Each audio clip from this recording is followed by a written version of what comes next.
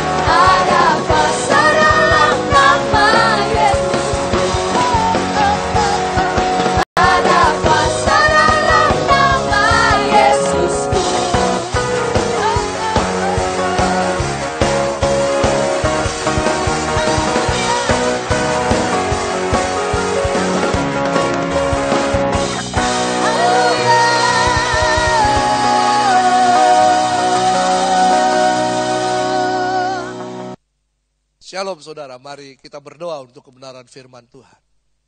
Terima kasih Tuhan, kami bersyukur untuk kasih anugerah Tuhan. Tuhan, kumpulkan kami walaupun hanya lewat media online, tapi kami percaya bahwa Tuhan tetap bekerja. Mari Roh Kudus bekerja di tengah-tengah kami. Siapapun yang lagi menonton program acara ini Tuhan, ibadah online ini, kami minta anugerah Tuhan, biar Tuhan menjamah hidup mereka. Salikan mata rohani, bukakan telinga rohani kami. Berbicaralah kepada kami secara pribadi. Mari Roh Kudus, kami taklukkan pikiran dan hati kami di bawah kuasa otoritas firman-Mu. Berbicaralah kepada kami dan sembuhkanlah setiap kami. Dalam nama Tuhan Yesus. Amin. Shalom. Haleluya. Senang sekali kita bisa jumpa walaupun hanya lewat media online ini. Oke, hari ini kita akan berbicara tentang strategi. Di bulan April ini seluruh gereja Rock berbicara tentang strategi. Saudara yang kekasih, bahwa rencana Allah atas sesi dunia ini adalah kerajaan Allah memerintah di muka bumi ini dan harus dimulai lewat keselamatan. Kenapa harus dimulai lewat keselamatan?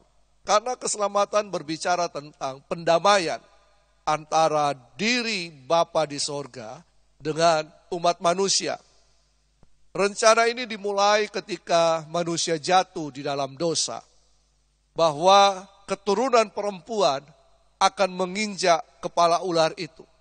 Ini merupakan proto-evangelium, yaitu pernyataan karya keselamatan atau misi Allah melalui Yesus Kristus, anak Allah. Nah, dari generasi kepada generasi Allah menyatakan keselamatan kepada bangsa Israel yang adalah umat pilihannya.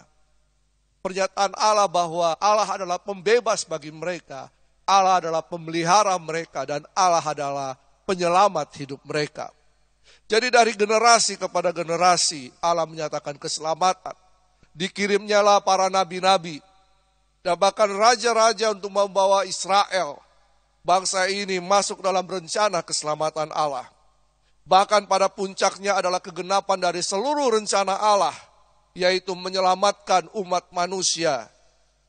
Rencana keselamatan itu ada di tangan Yesus Kristus.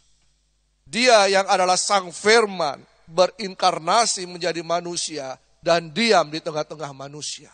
Ketika dia berdiam di tengah-tengah manusia yang mengerjakan perkara-perkara ajaib yang luar biasa, menyatakan karya keselamatan, menyatakan kedatangan pemerintahan kerajaan Allah atas muka bumi ini.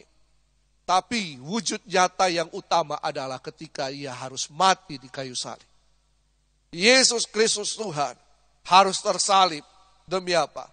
Demi mendamaikan umat manusia dengan Allah Bapa di sorga. Agar supaya rencana kerajaan Allah establish di muka bumi ini tergenapi. Jadi keselamatan dan kedatangan pemerintahan kerajaan Allah ini merupakan rencana Allah yang luar biasa untuk manusia. Di kayu salib ia menanggung dosa umat manusia.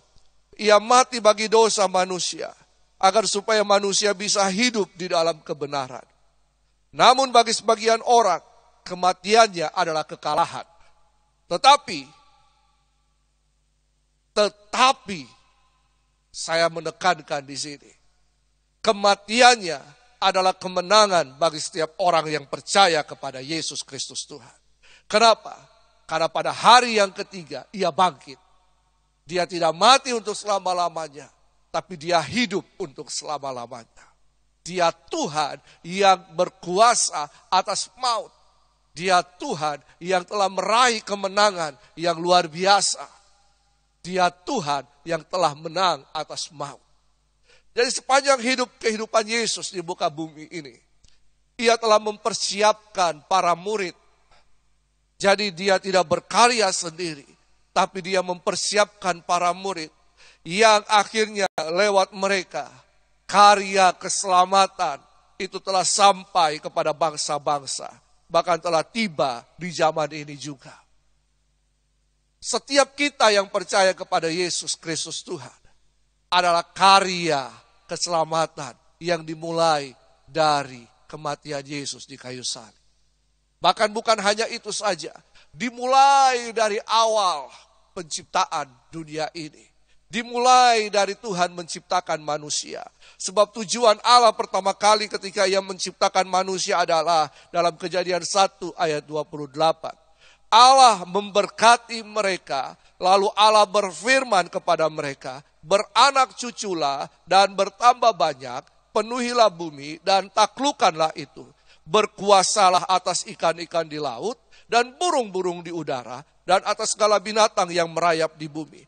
Ayat ini merupakan suatu kesimpulan bahwa manusialah yang akan menjadi wakil pemerintahan kerajaan Allah di muka bumi ini. Kita adalah the representative of Christ kingdom itu. Nah, tetapi manusia ini, Adam dan Hawa terpengaruh bujuk rayu si ular tua. Sehingga terjadilah penyerahan otoritas atas dunia ini dari manusia yang adalah perwakilan kerajaan Allah kepada si iblis. Maka dunia pun berada dalam kendali si jahat. Dan manusia takluk di bawah kehendak iblis. Tetapi apakah kemudian rencana Allah gagal? Rencana untuk menjadikan manusia sebagai perwakilan kerajaan Allah di muka bumi ini gagal. Karena manusia jatuh dalam dosa. Bahkan kalau kita melihat sejarah bahwa umat pilihannya bangsa Israel menolak Allah. Mereka memberontak. Mereka menolak Allah sebagai raja dan meminta manusia untuk menjadi raja atas mereka seperti kebanyakan bangsa-bangsa yang ada di sekitar mereka. Tapi apakah Allah kemudian gagal dan menyerah? Tidak. Tetapi Allah mempunyai strategi yang tidak dapat diselami oleh manusia. Strateginya dinyatakan melalui perantaran para nabi. Allah mulai membagikan rencananya akan keselamatan. Nubuatan-nubuatan tentang Yesus pun diberitakan kepada umat manusia. Sampailah kepada puncak dari strategi Allah. Apa puncak dari strategi Allah? Bahwa Sang Firman menjadi manusia. Sang Firman berinkarnasi menjadi manusia. Dan mati di kayu salib dan bangkit pada hari ketiga demi keselamatan umat manusia dan pendamaian dengan Allah Bapa di sorga. Iblis berpikir bahwa ia telah menang karena Yesus telah mati. Tetapi kenyataannya terbalik. Justru iblislah yang dikalahkan melalui kematian Yesus. Strategi ini yang tidak dimengerti oleh iblis. Bahkan manusia yang durhaka sekalipun. Manusia yang menolak Yesus. Manusia yang tidak percaya kepada Yesus. Karena itu saudara, percayalah kepada Yesus. Mengertilah rencana Allah. Mengertilah strategi Allah. Nah, ketika Yesus mati, apa yang terjadi? Otoritas yang direbut oleh si iblis dari tangan Adam dan Hawa sebagai wakil Allah di muka bumi ini direbut kembali oleh Yesus Kristus. Inilah kemenangan itu.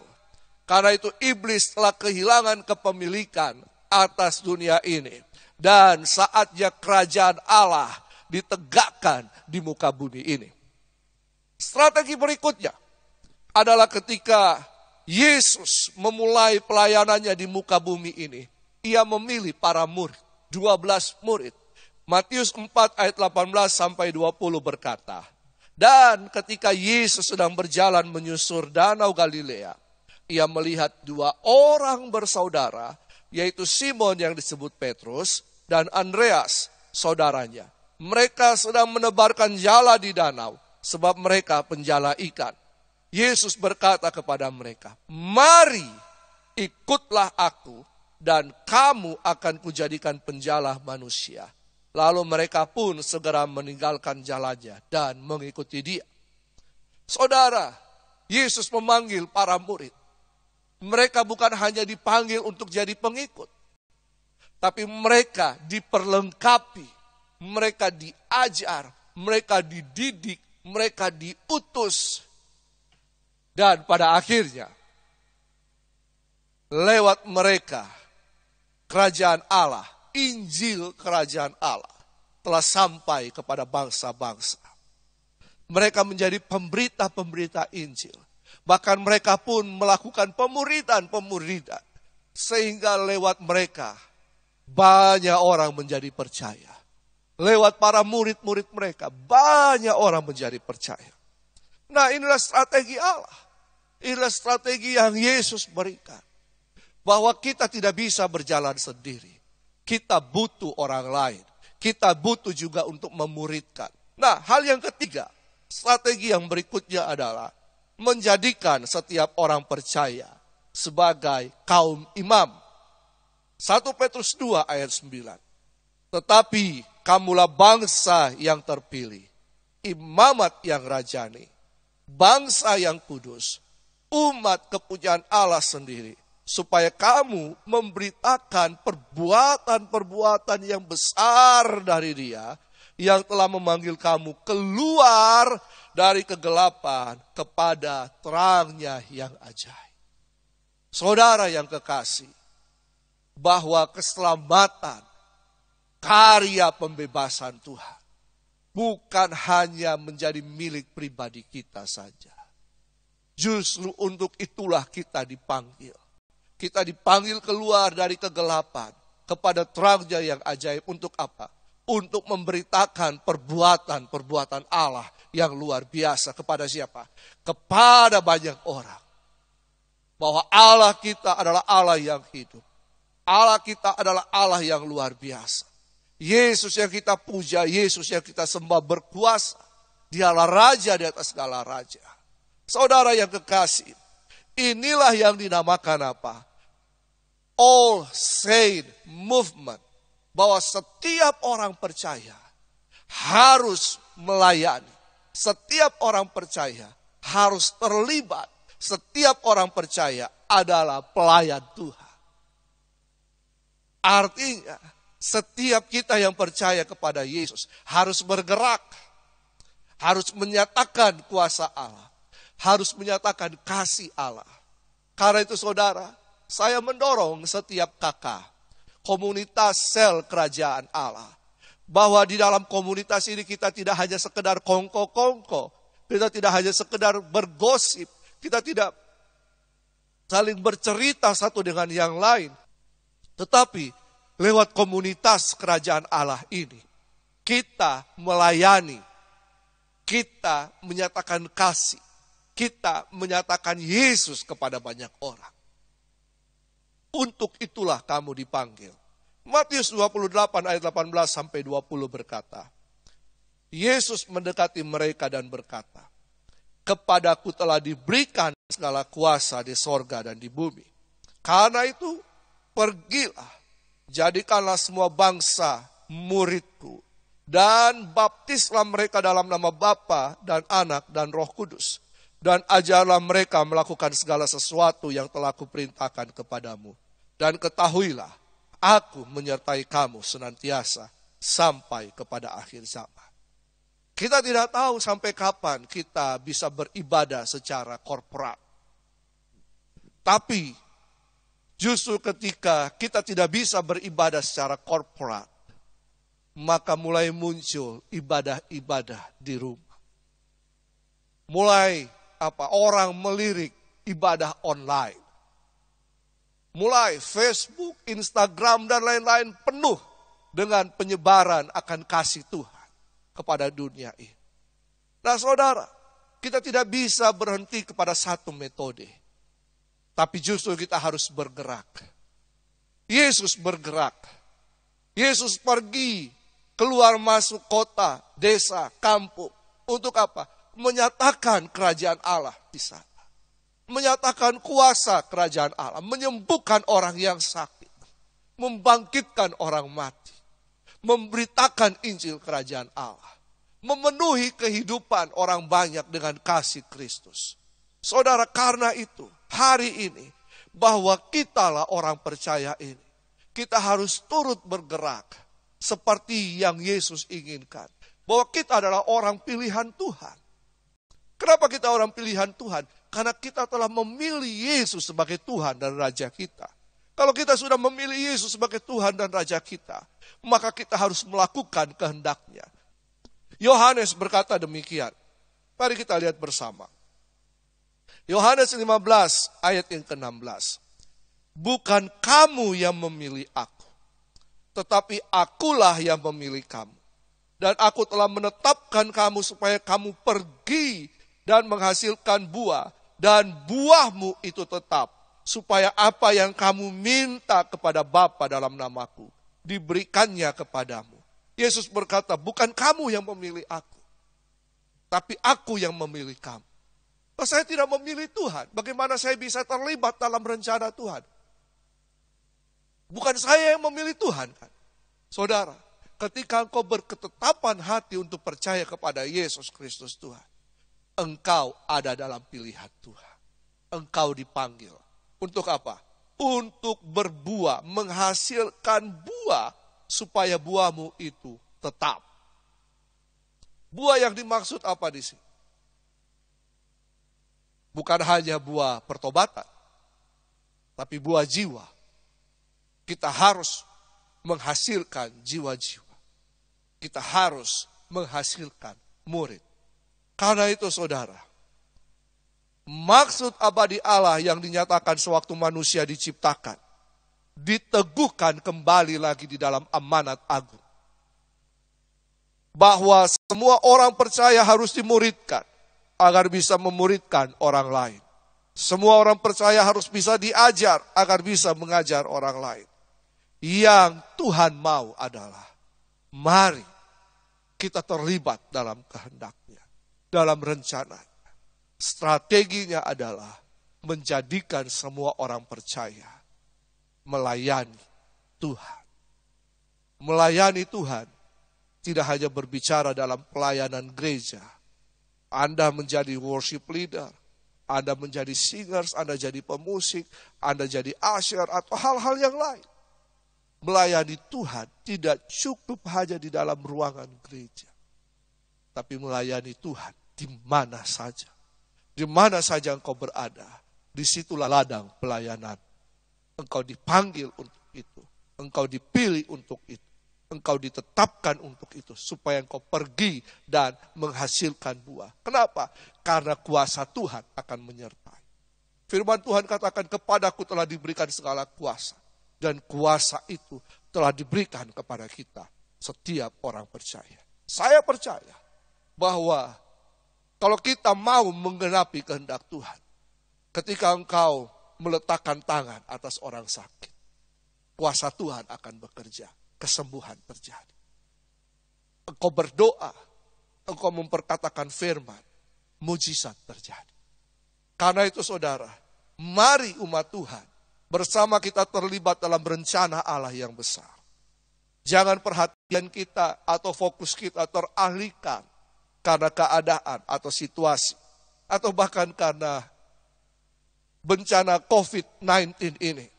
Tetapi tetaplah berfokus kepada rencana dan kehendak Allah atas hidupmu. Gereja boleh tutup, tapi setiap orang percaya adalah gereja Tuhan yang harus bergerak kemanapun Tuhan akan panggil, kemanapun Tuhan akan suruh. Karena itu saudara, teruslah terlibat dalam rencana Tuhan. Bahwa Allah punya strategi yang luar biasa. Ya dan amin. Dan strategi itu melibatkan saya dan saudara. Tuhan Yesus memberkati. Tetap kuat, tetap semangat, tetap bersuka cita, tetap berdoa, berdiri teguh, dan layanilah Tuhan. Haleluya. Terima kasih Tuhan. Mari kita berdoa bersama-sama untuk kebenaran firman Tuhan. Kami telah mendengar firman-Mu Tuhan. Mari Roh Kudus teruslah berbicara kepada kami. Karena kami tahu, biar kami terlibat dalam rencana Allah yang luar biasa. Kami tidak terpatok pada keadaan ini. Tapi kami mau bergerak bersama-sama dengan Roh Kudus. Mari Roh Kudus pimpin kami. Biar kami terlibat dalam rencana-Mu.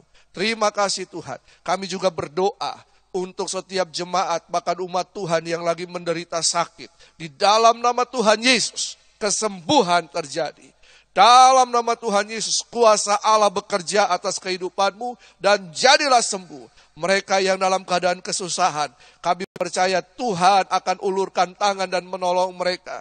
Tuhan Yesus tolong. Tuhan yang mencukupkan segala kebutuhan kami. Karena kami percaya hidup kami ada di dalam tangan Tuhan. Dan kami percaya Tuhan memelihara kehidupan kami. Biar perhatian kami, pandangan mata kami tetap terfokus kepada Yesus Kristus Tuhan. Kami percaya kepada Yesus dan kami tahu kuasa-Mu bekerja dalam kehidupan kami.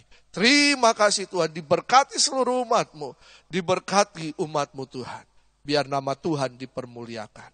Dalam nama Tuhan Yesus. Semua yang percaya katakan, amin.